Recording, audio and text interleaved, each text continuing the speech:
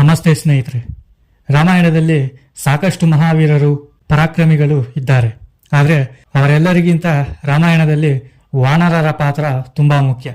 ಅಂತಹದ್ದೇ ವಾನರ ಶ್ರೇಷ್ಠರಲ್ಲಿ ಒಬ್ಬನಾದ ವಾಲಿ ಹಾಗೂ ಮತ್ತೊಬ್ಬನು ರಾಮನ ಭಕ್ತ, ರಾಮನ ಬಂಟ ಹನುಮಂತ. ಇಂತಹ ಮಹಾನ್ ಶಕ್ತಿಶಾಲಿಯಾದ ಇಬ್ಬರು ವಾನರರು ಮುಖಾಮುಖಿ ಯುದ್ಧ ಮಾಡಿದರೆ ಹೇಗೆ ಇರುತ್ತೆ ಒಮ್ಮೆ ಊಹೆ ಮಾಡಿಕೊಳ್ಳಿ.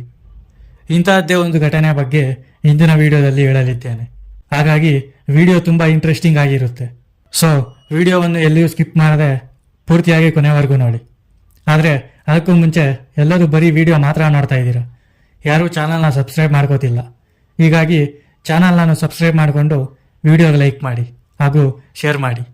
ಇದರಿಂದ ನಮಗೂ ವಿಡಿಯೋ ಮಾಡೋದಕ್ಕೆ ಪ್ರೋತ್ಸಾಹ ಸಿಗುತ್ತೆ. ಮತ್ತಿನ್ಯಾಕೆ ತಡ, ವಿಡಿಯೋನ ಶುರು ಮಾಡೋಣ ಬನ್ನಿ.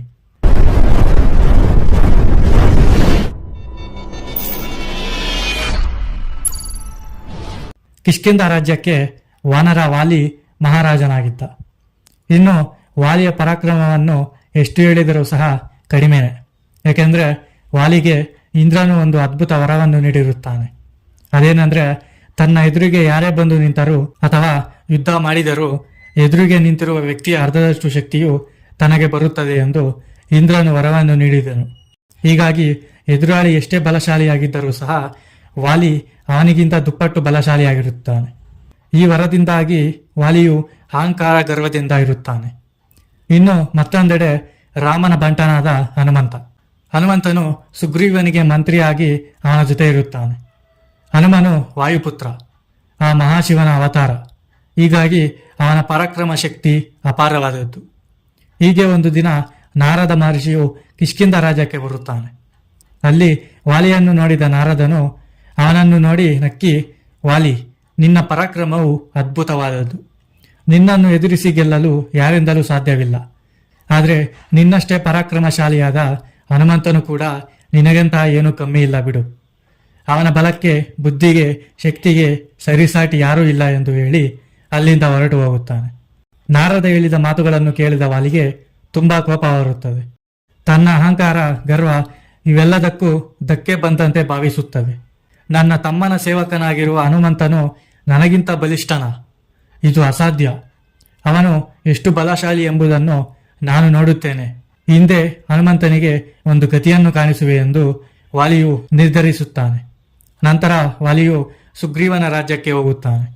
ಅಲ್ಲಿ ಒಂದು ಪರ್ವತದ ಮೇಲೆ ಶಾಂತವಾಗಿ ಕುಳಿತಿದ್ದ ಹನುಮಂತನ ಬಳಿಗೆ ಹೋಗಿ ಈ ರೀತಿ ಹೇಳುತ್ತಾನೆ: ಓ ವಾನರ ಹನುಮಂತ, ನಿನ್ನ ಪರಾಕ್ರಮ, ಶಕ್ತಿ, ಬಲದ ಬಗ್ಗೆ ತುಂಬಾ ಕೇಳಿದ್ದೇನೆ. ಹಾಗಾಗಿ ಇಂದು ನಮ್ಮಿಬ್ಬರಲ್ಲಿ ಒಬ್ಬನೇ ಉಳಿಯಬೇಕು ಎಂದು ಸವಾಲು ಹಾಕುತ್ತಾನೆ. ಆಗ ಹನುಮಂತನು ವಿನಯದಿಂದ ವಾಲಿಗೆ ನಮಸ್ಕರಿಸಿ, ಕಿಷ್ಕಿಂಧ ಮಹಾರಾಜರೇ, ನಾನು ನಿಮ್ಮ ಶತ್ರು ಅಲ್ಲ, ನಿಮ್ಮ ತಮ್ಮ ಸುಗ್ರೀವನ ಸೇವಕ. ಹೀಗಾಗಿ ಸುಗ್ರೀವನ ಅಣ್ಣನಾದ ನಿಮ್ಮೊಂದಿಗೆ ನಾನು ಯುದ್ಧ ಮಾಡಲು ಹೇಗೆ ಸಾಧ್ಯ? ದಯವಿಟ್ಟು ಶಾಂತರಾಗಿ ಎಂದು ಹೇಳುತ್ತಾನೆ. ಆದರೆ ವಾಲಿಯ ಅಹಂಕಾರ, ಗರ್ವ ಹನುಮಂತನ ಮಾತುಗಳನ್ನು ಕೇಳಲಿಲ್ಲ. ಯಾಕೆ ಹನುಮ, ನನ್ನೊಡನೆ ಯುದ್ಧ ಮಾಡಲು ಭಯವೇ? ಎಲ್ಲರೂ ನಿನ್ನ ಬಗ್ಗೆ ಹೇಳಿದ್ದು ಸುಳ್ಳೇ ಎಂದಾಯಿತು. ನಿನ್ನ ಬುದ್ಧಿ, ಶಕ್ತಿ, ಭಕ್ತಿ, ಪರಾಕ್ರಮವನ್ನು ತೋರಿಸು ಎಂದು ಹೇಳುತ್ತಾನೆ. ಹೀಗಾಗಿ ಧರ್ಮವನ್ನು ಉಳಿಸುವ ಸಲುವಾಗಿ ಹನುಮಂತನು ಅನಿವಾರ್ಯವಾಗಿ ಯುದ್ಧಕ್ಕೆ ಸಿದ್ಧನಾಗುತ್ತಾನೆ. ನಂತರ ಇಬ್ಬರ ನಡುವೆ ಭೀಕರ ಯುದ್ಧ ಶುರುವಾಗುತ್ತದೆ. ಯುದ್ಧ ನಡೆಯುತ್ತಿದ್ದಂತೆ ವಾಲಿಗೆ ಇಂದ್ರನು ನೀಡಿದ ವರದ ಪರಿಣಾಮವಾಗಿ ಹನುಮಂತನ ಶಕ್ತಿಯ ಅರ್ಧದಷ್ಟು ಭಾಗ ತನಗೆ ಬರುತ್ತಿತ್ತು. ಹೀಗಾಗಿ ವಾಲಿಯ ಉತ್ಸಾಹ, ಗರ್ವ ಹೆಚ್ಚಾಗುತ್ತವೆ. ಹೀಗೆ ಯುದ್ಧ ಮಾಡುತ್ತಾ ಇರಬೇಕಾದ್ರೆ ತನ್ನ ದೇಹದಿಂದ ಶಕ್ತಿಯು ನಿಧಾನವಾಗಿ ಕಡಿಮೆಯಾಗುತ್ತಿರುವುದನ್ನು ಗಮನಿಸಿದ ಹನುಮಂತನು ಹೀಗೆ ಯಾಕೆ ಆಗುತ್ತಿದೆ ಎಂದು ಯೋಚಿಸುತ್ತಾನೆ. ಆಗ ಹನುಮಂತನಿಗೆ ತಕ್ಷಣವೇ ಇಂದ್ರನು ವಾಲಿಗೆ ನೀಡಿದ ವರ ನೆನಪಾಗುತ್ತದೆ. ಹೀಗಾಗಿ ಹನುಮಂತನು ಒಂದು ಉಪಾಯವನ್ನು ಮಾಡುತ್ತಾನೆ.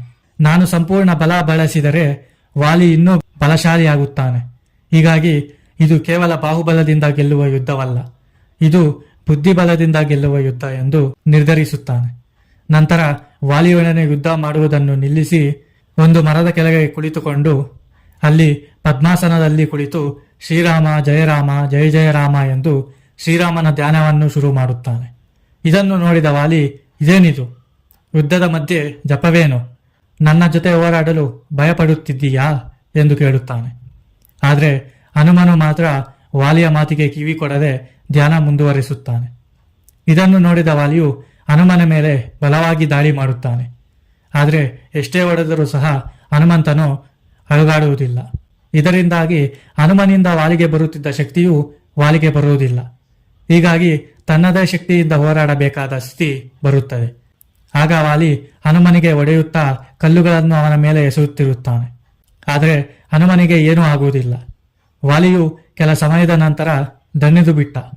ಅವನಿಗೆ ಬೆವರು ಆಯಾಸವೂ ಹೆಚ್ಚಾಯಿತು. ಇನ್ನು ರಾಮನಾಮ ಸ್ಮರಣೆಯಲ್ಲಿ ಲೀನನಾದ ಹನುಮಂತನ ದೇಹದಿಂದ ವಜ್ರ ಸಮಾನ ದೈವಿಕ ಶಕ್ತಿ ಹೊರಬರುತ್ತಿರುತ್ತದೆ. ಆದರೆ ಅದನ್ನು ವಾಲಿಯು ತನ್ನ ದೇಹದ ಶಕ್ತಿಗೆ ತೆಗೆದುಕೊಳ್ಳಲಾರನು. ಏಕೆಂದರೆ ವಾಲಿಗೆ ಇಂದ್ರನು ನೀಡಿದ ವರ ಕೇವಲ ದೇಹ ಬಲವನ್ನು ಮಾತ್ರ ಸ್ವೀಕರಿಸಬಲ್ಲದ್ದು. ಹೀಗಾಗಿ ಕೆಲ ಸಮಯದ ನಂತರ ವಾಲಿಯು ಸಂಪೂರ್ಣವಾಗಿ ದಣಿದು ನೆಲಕ್ಕುರುಳಿದನು. ಆಗ ಹನುಮಂತನು ರಾಮನ ಸ್ಮರಣೆಯನ್ನು ನಿಲ್ಲಿಸಿ, ರಾಜ, ನಿನ್ನ ವರ ಶ್ರೇಷ್ಠವೇ ಸರಿ, ಆದರೆ ಅದು ದೇಹಬಲಕ್ಕಷ್ಟೇ. ನನ್ನ ನಿಜವಾದ ಶಕ್ತಿಯು ನನ್ನ ಸ್ವಾಮಿ ಶ್ರೀರಾಮಚಂದ್ರನ ಪಾದದಲ್ಲಿ ಇದೆ. ರಾಮನಾಮವೇ ನನ್ನ ಆಯುಧ. ಅದನ್ನು ಯಾವ ವರವೂ ಯಾವ ಶಕ್ತಿಯೂ ಸಹ ಕಸಿದುಕೊಳ್ಳಲಾಗದು. ನಿನ್ನ ಜೊತೆ ನಾನು ಯುದ್ಧ ಮಾಡಿದರೆ ನನ್ನಲ್ಲಿರುವ ಶಕ್ತಿ ನಿನಗೆ ಬರುತ್ತಿತ್ತು. ಆಗ ನೀನು ಇನ್ನೂ ಅಹಂಕಾರಿಯಾಗುತ್ತಿದ್ದೆ. ಅದಕ್ಕಾಗಿಯೇ ನನ್ನ ಬಲದ ಮೂಲವಾದ ಶ್ರೀರಾಮನನ್ನೇ ನಾನು ಆಶ್ರಯಿಸಿದೆನು. ಹಾಗಾಗಿ ಈಗ ಹೇಳಿ ರಾಜ, ಯಾರು ಶ್ರೇಷ್ಠ ಎಂದು ವಾಲಿಗೆ ಕೇಳುತ್ತಾನೆ.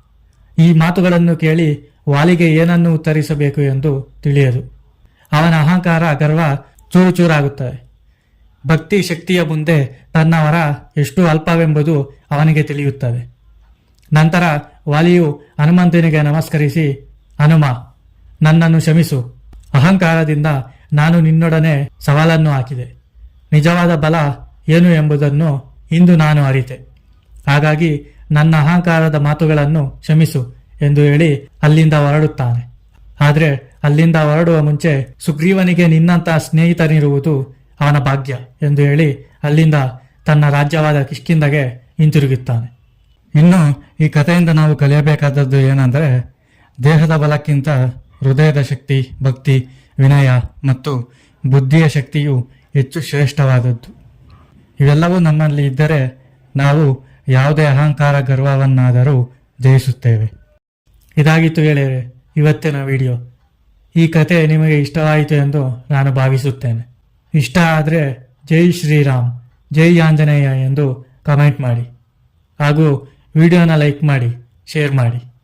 ಇಂಥ ಇನ್ನಷ್ಟು ಇಂಟ್ರೆಸ್ಟಿಂಗ್ ವಿಡಿಯೋಗಳಿಗಾಗಿ ನಮ್ಮ ಚಾನಲನ್ನು ಸಬ್ಸ್ಕ್ರೈಬ್ ಮಾಡಿಕೊಳ್ಳಿ. ವಿಡಿಯೋವನ್ನು ನೋಡಿದ್ದಕ್ಕಾಗಿ ಧನ್ಯವಾದಗಳು.